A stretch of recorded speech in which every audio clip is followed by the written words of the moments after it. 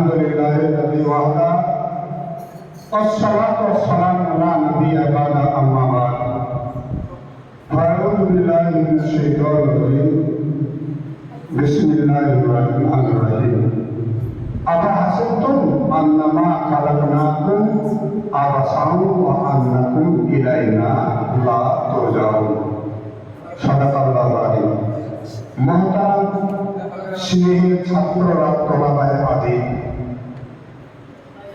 পবিত্র কোরআনুল কারীম থেকে আমি একটা ছোট্ট আয়াত পাঠ করেছি, যে আয়াতে আল্লাহ রাব্বুল ইজ্জত বলতে চাইছে, আপা হাসিবতুম, তোমরা কি ভেবে নিয়েছো, ধারণা করেছো আমি তোমাদেরকে তৈরি করেছি, সৃষ্টি করেছি বেকার বেকার, ওয়া ইলাইনা লা তুরজাউন, আর তোমাদেরকে আমার কাছে ফিরে আসতে চাইবে, আসবে না, এটা তোমরা ভেবেছো?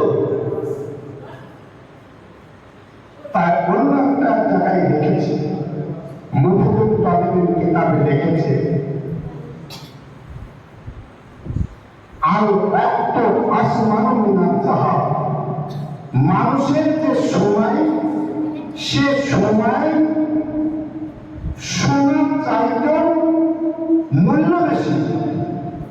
আমি তোমাদেরকে বলতে চাচ্ছি, তোমাদের সময়ের বিষয়ে তোমরা সময়টাকে কতটুকু কাজে, ভালো পথে, ভালো কাজে লাগাচ্ছ। এই সময়ের দাম, মূল্যায়ন তোমার আমার কাছে এখন আপাতত নেই, কিন্তু সময়ের মূল্য তখনই বুঝে আসবে যখন তুমি আমি এইখান থেকে ফারাগাতের পরে যখন আমরা চলে যাব। তাই মাথায় রাখি, পিকে যে আবুল কালাম, যিনি ভারতবর্ষের রাষ্ট্রপতি ছিলেন, তো আবুল কালাম তিনি বলেছেন যে 1 বৎসরের দাম কত, তাহাকেই জিজ্ঞাসা করো যে সারা বৎসর লেখাপড়া করার পর পরীক্ষায় ফেল।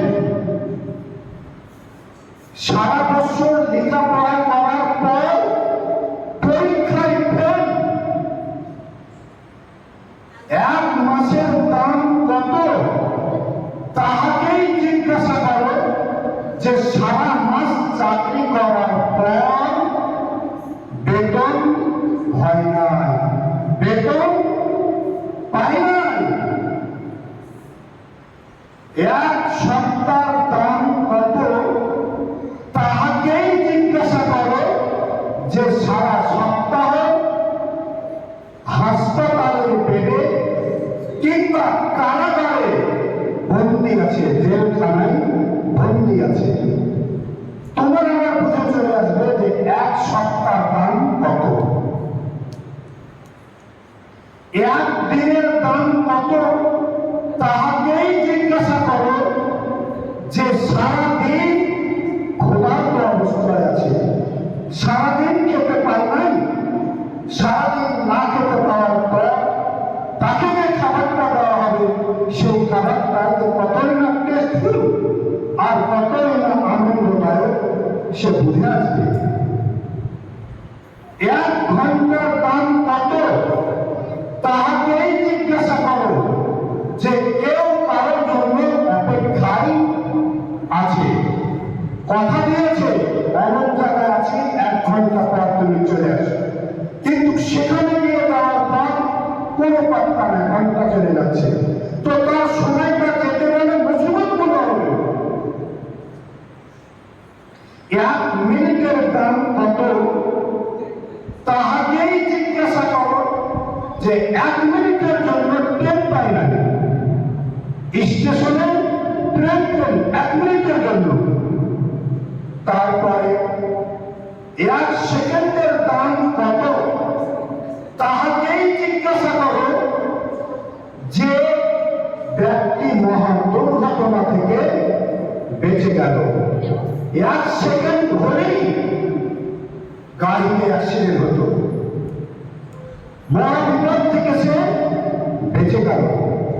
তোমার আমার কাছে সময়ের মূল্যবান, কিন্তু সময় অত্যন্ত নামী এবং দামি।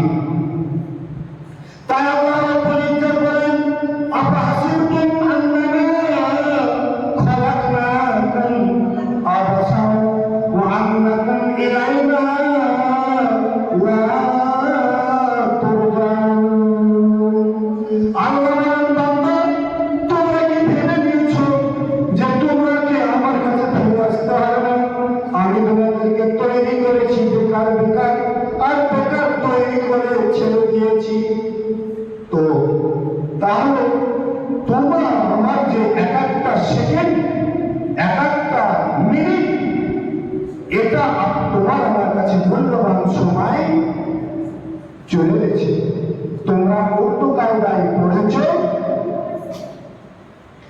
যে লা তাকফা আন্না আন ওয়াক্তিহি। আজকের কাজ কালকের জন্য রেখো না। তুমি ভাবছো যে আজকের কাজটা কাল করবো, কিন্তু কাল যখন আসবে তখন আমার অন্য কাজ পেশ আসবে।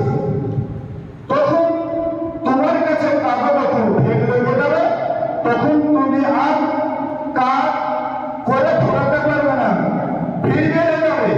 সেই জন্য আজকের কাজ আজকের জন্যই চলে রেখে করে ছেড়ে দাও, ফিনিশিং করে দাও। তোমাকে আমাকে আল্লাহ রাব্বুল ইজ্জত এই মাদ্রাসায় ছাঁটাই বাছাই করে নবীর প্রতিষ্ঠানে নিয়ে এসেছে। এটা তোমার আমার ভাবের জন্য। আল্লাহ নবী সাল্লাল্লাহু আলাইহি সাল্লাম বলেছে, ওই ব্যক্তি উত্তম, ওই ব্যক্তিকে আল্লাহ রাব্বুল ইজ্জত মানে ছাঁটাই করেছে। ওয়া ইউরিদুল্লাহ খায়রান ইউফাক্কিহু ফিদ্দীন।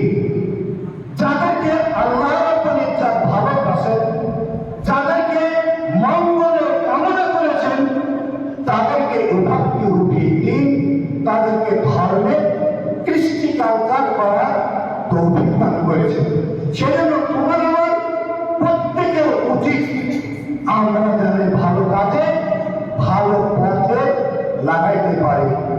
এই বলে আমি আমার সংক্ষিপ্ত কথা শেষ করলাম। ওয়াকিউ দাওয়ানা আলহামদুলিল্লাহি রাব্বিল আলামিন। সুবহানাল্লাহি ওয়া বিহামদিহি, সুবহানাকা আল্লাহুম্মা ওয়া বিহামদিকা, ওয়া নাশহাদু আন লা ইলাহা ইল্লা আনতা, ওয়া নাস্তাগফিরুকা ওয়া নাতুবু ইলাইক।